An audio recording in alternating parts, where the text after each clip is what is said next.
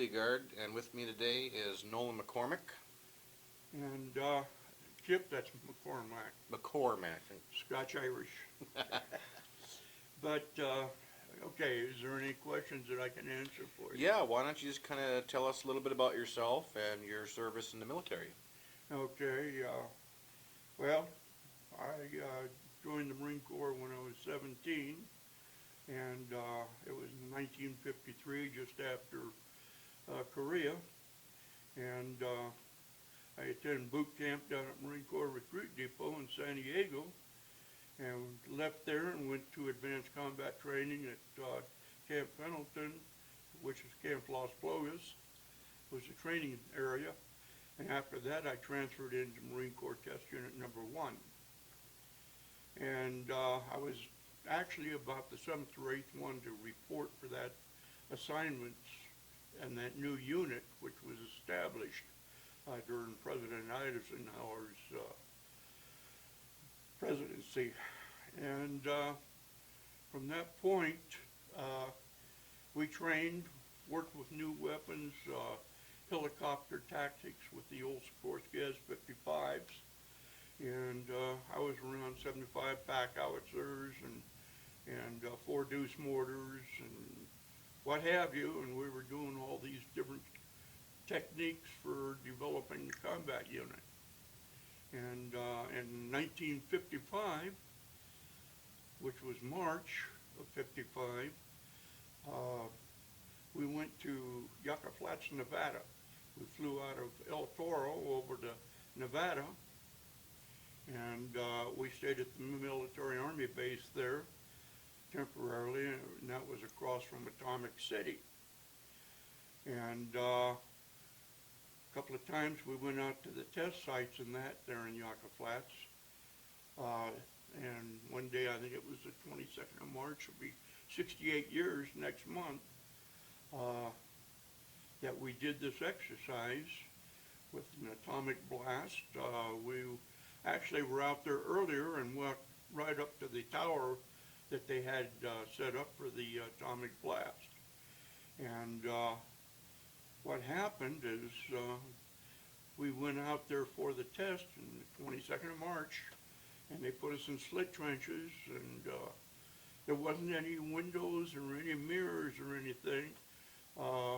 It was all factual. So you saw the whole area? Oh yeah, saw the whole area. We went within 50 yards of ground zero after the blast.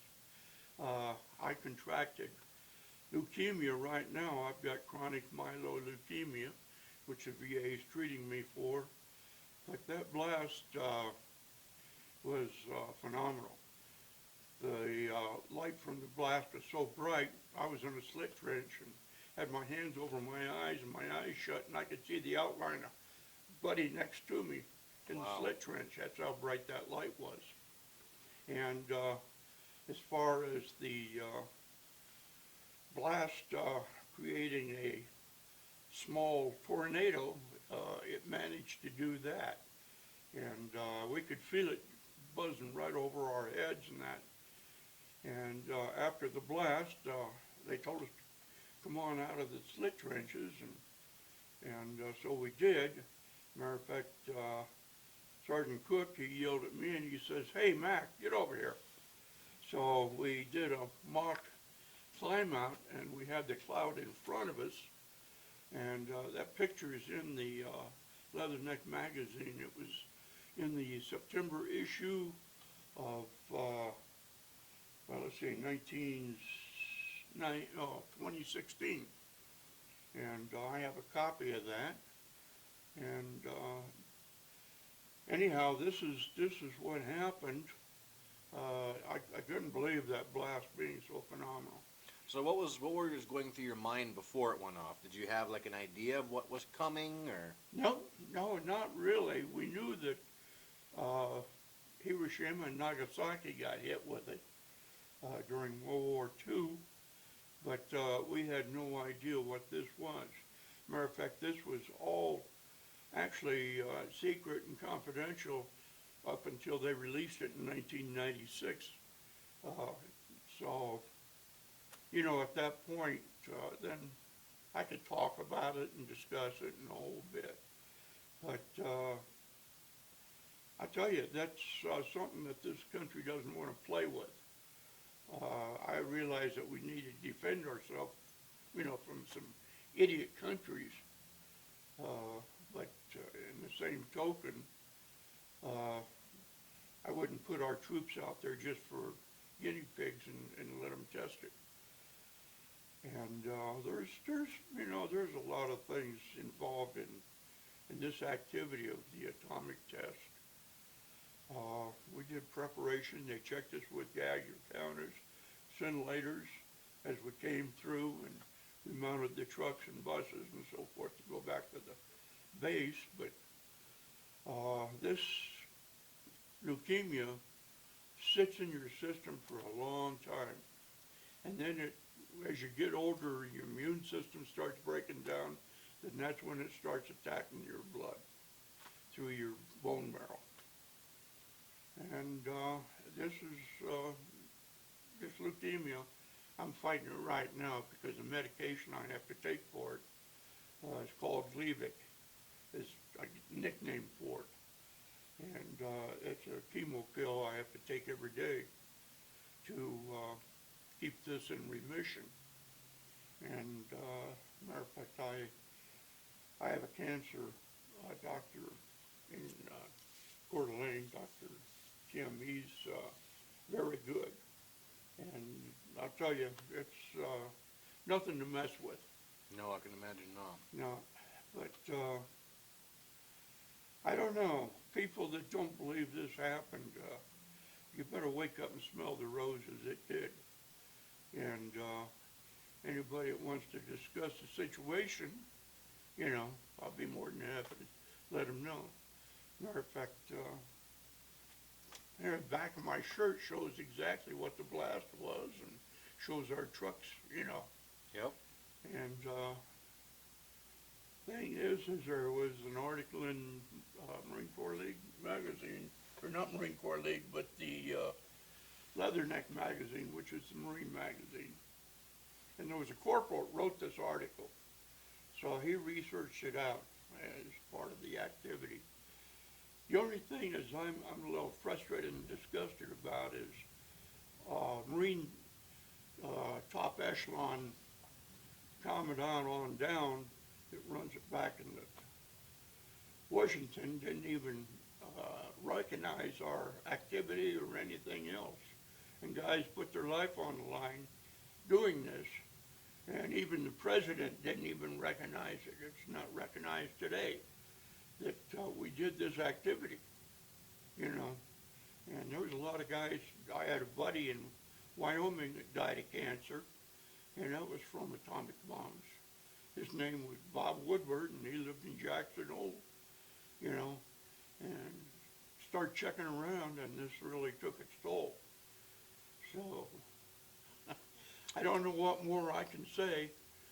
Yeah, I mean, have you seen Radio Bikini, the documentary? Yeah, I have. Yeah, I mean, just the fact that those guys, some of them went through terrible, terrible cancers and that from direct contact right after the blast out in the waters.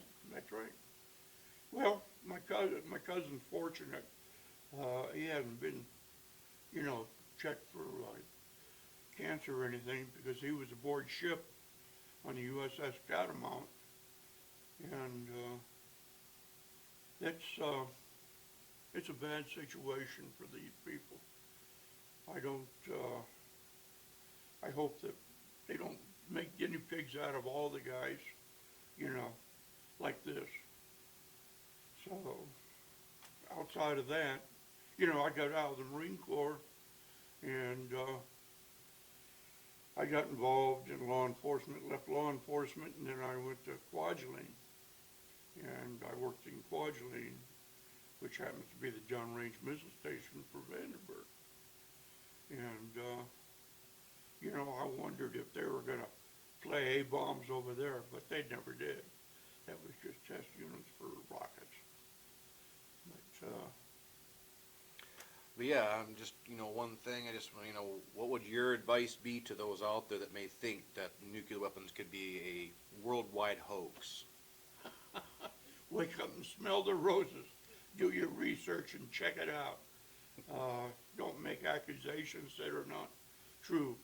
You know, I hate people that think they know what it's all about and they don't know jack diddly, you know. And 'Cause you were there, you saw I these was there, things. you know. I saw it, and there's no reason for this to be a hoax to anybody. Matter of fact, a lot of people have questioned it, and even a friend of mine that was in the Air Force, retired out of the Air Force, he was talking to some people on that, and they says, "Oh, that was a bunch of hockey." And he says, "No, it isn't." He says, "I serve on the Kootenai County Veterans Council with this gentleman, and I know that he was on an A-bomb test in Yaga Flats, Nevada." And so this is, you know, this is something that there's a lot of people out there, I guess, that think that this was a phony setup, but it wasn't. It actually happened. It was fact. Yeah, because like I said, you know, you were in the area, you saw the tower before it went off. Did you see any massive stack-ups of dynamite cases? No, just the tower. It was about, well, I forget how tall they said it was, 165 feet high, something like that. But the A-bomb was placed up at the top, so it would create like an umbrella blast over an area. And we were 3,000 yards away from ground zero when it happened. And then we hiked in, like I said, to ground zero, and we were in 50 yards from ground zero. Well, you're kicking that radiation dust around and that and so forth, and the cloud's still rising, you know. So what were your thoughts when you, after the blast happened, you saw that cloud? What was going through your mind? I couldn't figure out why the jet was going to fly through it. Oh. But I don't know if he actually flew through it or over it, but they said that there was a jet going to be flying through it. But that was quite an activity. And I don't hold anything against the Marine Corps. Matter of fact, I belong in the Marine Corps League. Been a member for 21 years next month. And if I held anything against the Corps, then why would I spend that much time with the Marine Corps League? Mm-hmm. You know, you say once a Marine, always a Marine, so I feel that, you know, stays with me. But, Absolutely. So, you know, I appreciate you doing this interview because at least you're aware of what really happened. Yes. I've got pictures of it with me, and you know, it's I don't know. I don't want to do it again. Yeah, I can imagine not.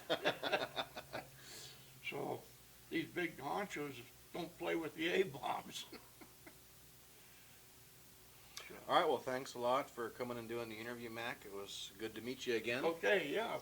Thank you, Tim. All right, we'll hope maybe talk to you again in the future sometime. Yeah.